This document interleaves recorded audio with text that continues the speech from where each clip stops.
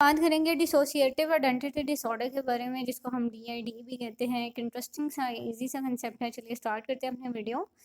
सो dissociative identity disorder, जिसको हम multiple personality disorder भी कहते हैं, एक सीरियस मेंटल हेल्थ कंडीशन को कहते हैं जिसमें एक पर्सन के अंदर दो या दो से ज़्यादा आइडेंटिटीज़ या पर्सनालिटी ट्रेट्स जो हैं वो पाए जाते हैं। ठीक है। इट मीन्स दैट कि कुछ लोग ऐसे होते हैं जिनमें आपको लगेगा कि एक टाइम पे वो कोई और उनकी पर्सनालिटी है, दूसरे टाइम पे आप देखोगे उनकी पर्सनालिटी बिल्कुल चेंज हो जाती है। उनकी इवन वॉइस, उनकी बात करने का अंदाज, उनकी हर चीज़ जो है वो आपको डिफरेंट नज़र आएगी। मल्टीपल आइडेंटिटीज़ कैसे होती हैं कि इमेजिन अ पर्सन नेम सारा, वो जो है उसमें मल्टीपल आइडेंटिटीज़ हैं। ठीक है।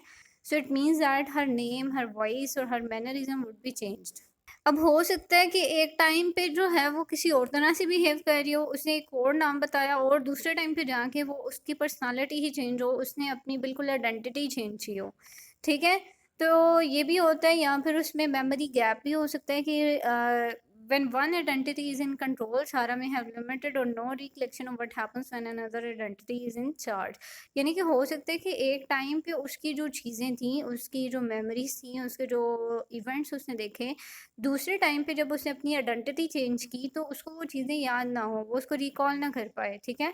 तो इट मीन्स दैट कि वो जो है वो उस कन्वर्सेशन को, उस इवेंट को बिल्कुल भी उस तरह से नहीं कर सकेगी। क्यों? क्योंकि उसकी पर्सनालिटी चेंज है और वो डिफरेंट जगह पे प्रेजेंट है। अब एक पर्सन जो है, अगर उसको ये सारे सिम्टम्स जो हैं वो नज़र आ रहे हैं कि उसको ये पर्सनालिटी डिसऑर्डर है, तो इट मीन्स दैट कि उस पर्सन को एक प्रॉपर ट्रीटमेंट चाहिए, किसी थेरेपिस्ट के पास जाना चाहिए, या उसको अपनी ये सारी चीज़ें जो है वो शेयर करनी चाहिए।